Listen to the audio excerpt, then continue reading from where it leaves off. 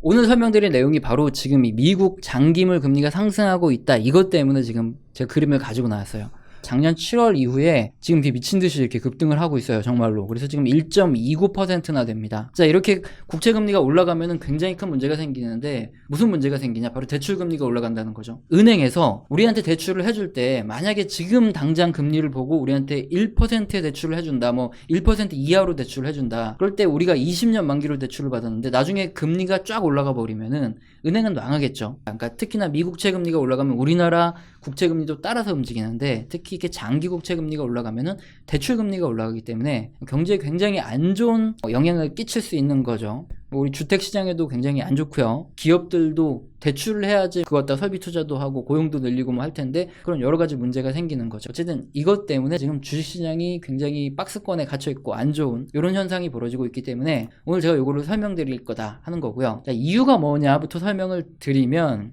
구축 효과 그리고 경기 회복에 대한 기대감 때문에 채권 트레이더들이 지난 2013년처럼 글로벌 이 국채, 그러니까 장기 국채를 지금 매도하고 있기 때문에 이런 현상이 발생한다, 이겁니다. 구축 효과부터 쉽게 한번 가보면, 지금 미국 정부가 하고 있는 그대로라는 거죠. 미국이 경기를 부양하기 위해서 정부가 미친 듯이 이렇게 민간에 돈을 풀어내는 것, 이걸 재정정책이라고 하거든요. 그러면 시중 금리는 올라갈 수밖에 없다는 거죠. 기본적으로 국채를 발행한다는 게 국가가 우리한테 돈을 빌려요. 그리고 차용증 서인 국채를 우리한테 준다는 의미죠. 이때 원칙적으로 증권사 그리고 보험, 은행, 아니면 뭐 외국인 같은 이런 우리나라 민간 기관이라든가 뭐 개인도 기관을 통해서 투자하고 외국인도 투자를 하게 되는데, 얘네들이 국채 물량을 전부 소화해 줘야 되는데, 그러니까 정부가 막대한 돈을 빌리면 빌릴수록 수요 공급에 따라서 국채를 사줄 사람이 줄어들기 때문에 어쨌든 정부는 높은 이자를 제시하고 돈을 빌려야 되죠.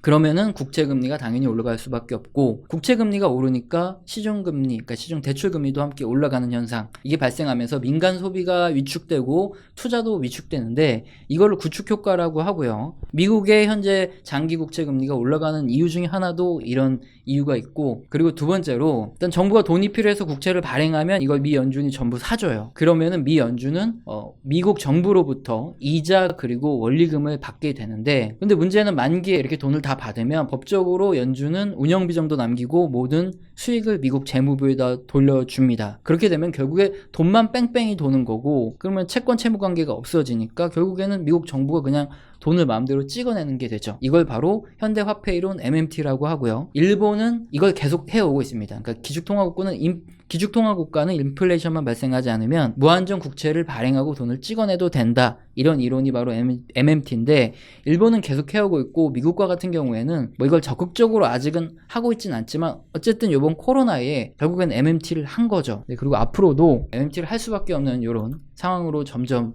가고 있는데, 두 가지 내용, 구축 효과와 이 현대화폐이론을 현재 미국 국채 금리 상황에 그대로 접목을 해보면, 정부가 막대한 국채를 발행했기 때문에 구축 효과로 미국 장기 국채 금리는 일단 올라가고 있는데, 그러나 미국 같은 기축통화국가 같은 경우엔 MMT, 그러니까 현대화폐이론처럼 미 연준이 마음대로 정부가 발행한 국채를 사줄 수 있죠. 자, 그렇기 때문에 미 연준이 앞으로 장기물 국채를, 이렇게 10년물 국채를 내가 매수해줄게, 이렇게 파월 의장이 나와가지고 얘기하면서 미국 국채를 사주게 되면은 미국 국채 가격이 이제 올라가고, 그러면 국채 금리가 떨어지는 현상. 자, 그러면서 대출 금리도 떨어지고 다시 주식 시장도 박스권에 갇혀있던 게 팍 튀어오르는 이런 현상이 발생될 가능성이 있다는 거예요. 이 두 가지 내용을 기억하고 지금 설명드리는 내용을 들으면 아주 머릿속에 때려 박는다 그러죠. 이해를 확실히 시켜드리기 위해서 지금 이 내용을 설명드렸다는 겁니다. 그림은 미국의 2년물 국채 금리고요. 미 연준이 기준금리를 지금 제로로 유지를 하고 계시기 때문에 사실상 미국의 2년물 국채 금리는 지금 그림을 보시면은 거의 제로 상태를 유지를 하고 있죠.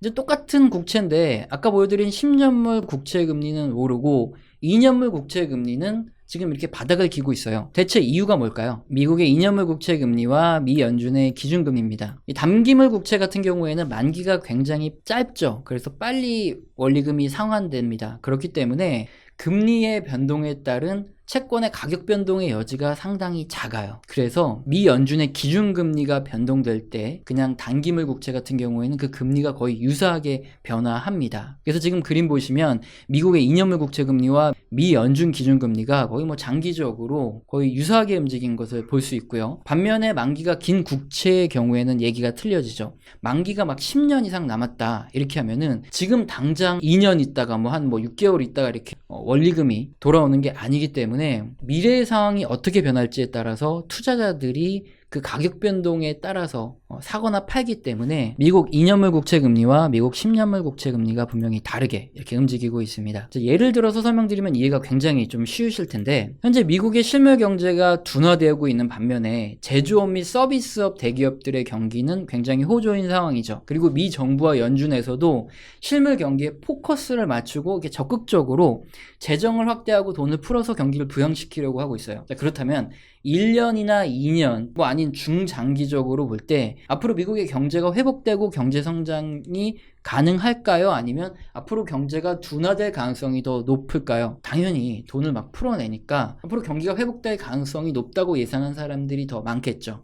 그럼 경기가 회복되면 미 연준은 당장에는 기준금리를 제로로 유지하고 있죠. 그렇지만 향후 몇 년 내에는 분명히 기준금리를 인상해서 인플레이션에 대비하려고 할 겁니다. 앞으로 몇 년 내에 미 연준이 기준금리를 인상할 경우 장기 국채의 금리도 동반해서 국채금리가 올라가거든요. 국채금리가 올라가면 채권 가격이 확 떨어져요. 10년물 국채금리 같은 경우에는 금리가 1% 올라가면 원리금이 한 7에서 8% 정도 원금의 손실이 발생합니다. 당연히 채권을 좀 빠르게 매도해야지 이런 생각을 하면서 채권을 매도하니까 채권 가격은 떨어지고 이렇게 그림처럼 10년물 장기국채 금리가 이렇게 올라가는 현상이 발생을 한다는 거죠. 이런 트레이더들의 매매 동향으로 우리의 대출 금리도 지금 올라갈 수 있기 때문에 주식시장이 굉장히 악재에 쌓여있고 그래서 박스권을 형성하고 이렇게 올라가지 못하는 이런 상황에 놓여있고 지금 이런 여러가지 우려가 커지고 있는 이런 상황이다, 요거를 알 수 있고요. 그러면은 지금 미국 10년물 이상 장기국채 투자자들은 지금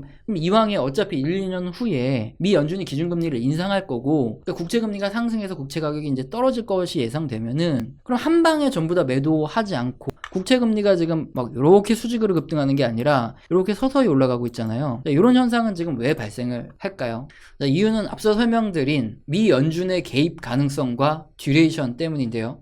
미국과 같은 기축통화국가는 미국 정부가 발행한 국채를 미 연준이 매수를 해줘도 달러의 신용에 크게 문제가 발생하지 않죠. 지금 미국과 같이 미국채 장기금리가 상승하고 있다, 이런 상황은 분명히 미 연준에는 부담이 되는 상황이에요. 미 연준은 어떻게든 미국 경기를 살리려고 하고 있죠. 근데 장기국채 금리가 대출금리와 연동하여 움직인다고 말씀을 드렸죠. 미국 기업들이 대출을 이런 상황에 안 하고 뭐 부동산도 갑자기 가격이 떨어진다거나 아니면 개인들이 이제 대출을 안 받아가지고 대출을 못 받는 거죠. 소비가 위축이 되고 이런 현상이 나타나면 안 되니까 일정 이상 미국채 장기금리가 이렇게 상승을 하게 되면은 분명히 미 연준의 파월 의장은 나와서 립 서비스를 할 겁니다. 우리가 미국 장기 국채를 매수해서 장기채 금리를 떨어뜨릴 수도 있어, 뭐 이런 얘기를 할 거라는 거죠. 트레이더들이 딱 놀라는 거죠. 연준이 개입해? 이러면서 다시 미국 장기 국채를 사면서 미국 국채 금리가 떨어질 가능성이 있죠. 이런 사실을 알고 있을까요? 모르고 있을까요? 당연히 알죠. 그렇기 때문에 일단 트레이더들은 미 연준이 개입을 할 것에 대비를 해가지고 이렇게 서서히 이렇게 국채를 매도를 하는 겁니다. 갑자기 다 매도를 했는데 미 연준이 개입해버리면은 다 매도한 사람은 짜증나잖아요. 다시 가격이 올라가니까. 그러니까 이렇게 미 국채 투자자들은 이 상황을 잘 지켜보면서 서서히 매도를 하고 있기 때문에 일단은 미국채 금리가 수직으로 급등하는 게 아니라 이렇게 서서히 올라가고 있고요. 만약에 수직으로 급등하면은 난리가 납니다. 일본과 같은 경우에가 그렇고 과거에 채권시장 대학살의 경우에 채권 금리가 급등하면서 경제가 아주 박살이 났어요. 네, 그런 무서운 현상이 발생했던 적이 있는데 여튼 연준이 이렇게 지켜준다, 이런 것들 때문에 어떻게 보면 지금 다행스럽게 미국 장기국채 금리가 서서히 올라간다, 이렇게 이해를 하시면 되고요. 사실 요번에 주식시장이 지금 이렇게 빠르게 탁 튀어오르지 않은 이유도 다수 투자자들이 미 연준이 이렇게 개입을 해주길 굉장히 기대를 하고 있는데 미 연준이 FOMC 여기에 나와가지고 립서비스라도 좀 해주길 바랬거든요. 그러니까 우리가 장기 국채금리가 급등하는 현상을 예의주시하고 있으며 혹시라도 개입할 수 있다, 그러니까 장기 국채를 살 수도 있다, 이런 내용이 나와야 되는데 그러면은 현재 경제 상황이 목표에 한참 미달되었다. 그래서 기준금리를 유지할 거고 사실 테이퍼링 그러니까 금리를 인상하기 앞서서 미 연준이 매달 매수하는 국채를 조금씩 줄여가지고 그러니까 한마디로 돈을 뿌리고 있었는데 요거를 다시 흡수하는 거죠. 이 테이퍼링 논의도 사실상 시기상조다 이렇게 얘기는 했어요. 근데 이런 얘기를 했다 그러면 평소 같으면 호재일 수 있는데 이게 호재가 아닌 거죠. 그래도 연준이 하고 있는 거 하나는 있죠.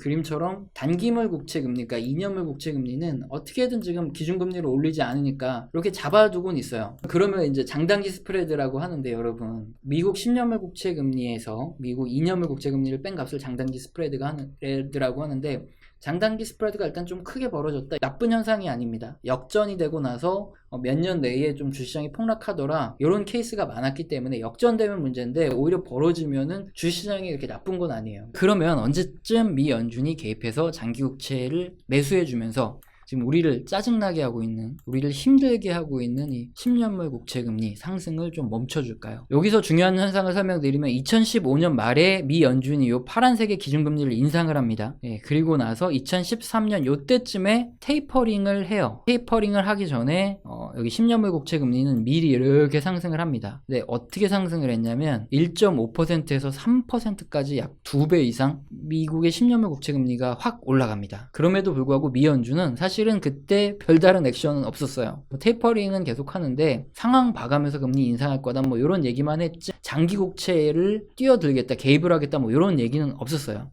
그러다 보니까 그림처럼 1.5%에서 3%까지 미국 장기 국채 금리가 확 올라갔죠. 혹시 근데 이때 기억하세요? 2013년부터 2014년 요 사이에 주식시장이 굉장히 안 좋았어요. 테이퍼링 하고 나서도 그 다음에 회복을 못하고 계속 박스권의 움직임을 보였다는 거죠. 그러면 만약에 연준이 계속 개입을 안 해주면 잘못하면은 이렇게 더 올라가지 못하고 계속 또 박스피를 유지할지도 모르는 거죠. 그런데 좀 하나 긍정적인 부분이 뭐냐, 미국 GDP 대비 공공부채라 해가지고 미국 정부 부채가 있거든요. 이게 지난 2014년하고 다르게 굉장히 높아져 있는 상태라는 거예요. 장기 국채가 올라가서 대출금리가 올라가면은 국채를 발행하려고 하면 굉장히 큰 부담이 되죠. 자, 그리고 대출금리가 올라가면 역시나 경기가 둔화될 가능성도 있기 때문에 2013년이나 이때처럼 1.5에서 3%까지 미국 장기 국채 금리가 올라가는 걸 지켜본다기보다는 그래서 한 2% 가기 전에 한번 연준이 개입을 해주지 않을까 싶어요. 이게 굉장히 절박한 상황이기 때문에 한번 연준이 한번 개입을 해주면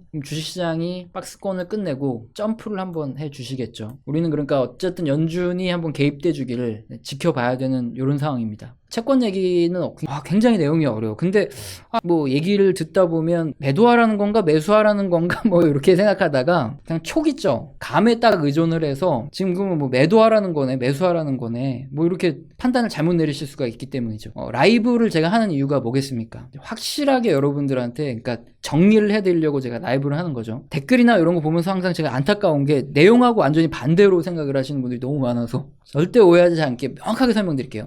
한마디로 지금 주식시장이 하락하는 가장 중요한 원인은 미국 장기국채의 금리 급등이라고 말씀을 드렸죠. 그래서 부채가 많은 상황에서 대출금리가 올라가면 다시 경기가 둔화되지 않을까 이런 우려 때문이에요. 특히나 미국의 대출이 많아지면 우리나라 신흥시장에 미국의 헤지펀드들이 투자를 할 때 대출을 받아서 투자하잖아요. 이런 투자된 달러 대출 자금이 미국으로 돌아가지 않을까. 그럼 우리나라에서 외국인 자금이 빠져나가니까 주식시장이 하락하는 거 아니야 이런 생각도 할 수 있고, 그리고 미국의 부동산 대출 이 대출금리가 연동돼 있는데 이게 악화되면서 부동산 하락하고 나면은 또 미국의 경기가 둔화되는 거 아니야 뭐 이런 꼬리에 꼬리를 무는 상상과 불확실성들이 지금 주식시장을 박스권에 머무르게 하고 떨어지게도 만드는 요인이죠. 물론 잠시 후에 설명드린 미중 무역 마찰도 지금 증시 하락에 한몫은 하고 있는데 핵심은 미국 장기국채 금리 상승이 바로 이 주식시장을 박스권을 유지시키는 이런 원인이라는 거죠. 자, 그렇다면 어쨌든 원인이 되는 미국 장기물 국채가 이게 좀 떨어져 줘야 이제 주식시장도 다시 상승할 가능성이 굉장히 높다 이런 결론을 낼 수 있죠. 그러면은 예측을 해본다면 지난 2013년에도 테이퍼링 이슈 이전부터 장기 국채 금리가 이제 이미 급등을 했어요. 그래서 지금 장기 국채가 급등하는 현상은 어떻게 보면은 그냥 역사적으로 동일한 현상이에요. 똑같은 시기에 와 있다 이렇게 보고 있는데, 투자하고 있는 글로벌 투자자들이 매도를 하기 때문에 나타나는 현상이라서 어쨌든 지금 우리는 2% 정도까지 미국 장기 국채 금리가 올라간다 이런 것들은 좀 가능성을 염두에 두자는 거죠.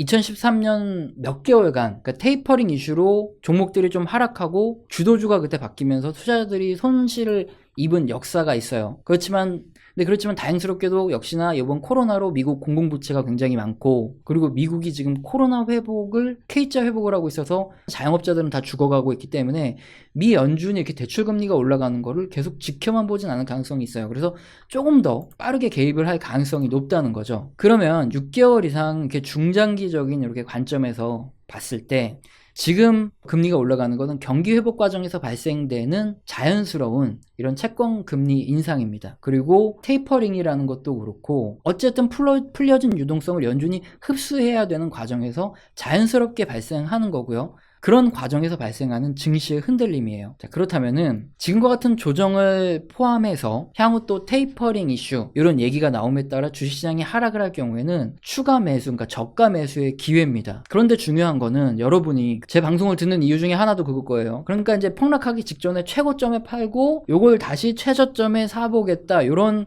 어떻게 보면 하나의 잔머리를 쓰기 위해서 제 방송을 듣는 거죠. 그런데 그게 굉장히 어렵다는 거예요. 그러니까 테이퍼링에 대한 증시 조정이 대략적으로 저 같은 경우에는 계속 말씀드렸지만 한 2분기, 한 3월 이후 한 4, 5, 6 요 사이에는 한번 테이퍼링 이슈로 주식시장이 한 10% 내외로 조정하는 이런 테이퍼링 조정이 한번 올 거다, 이렇게 생각은 하고 있는데, 괜히 최고점에서 판다고 뭐 지금부터 갑자기 매도해가지고 현금 갖고 있고 이러다가 주식시장 올라가면은 굉장히 짜증 난다는 거죠. 분할 매매로 대응할 이런 기계적인 머신과 같은 이런 감정을 보유하신 분들도 있죠. 저 같은 경우에는 약간 그렇게 하는데, 그러니까 뭔가 이제 테이퍼링 이슈가 나올 것 같다 그러면 조금씩 주식을 수익 실현을 해서 채권으로 조금씩 옮겨요. 근데 이렇게 기계적으로 하실 분이 아니라면 그냥 갖고 계세요. 테이퍼링 조정 전까지 주식시장이 올라갑니다. 고점을 딱 맞출 수는 없고, 그러면 그냥 갖고 계시다가 하락했을 때 추가 매수, 그러니까 나머지 현금을 가지고 추가 매수를 하고 그냥 그 다음에도 쭉 갖고 가는 거지, 괜히 뭐 어깨에 팔고, 그러니까 꼭지점에 팔았다가 밑에 다시 살라 그랬다가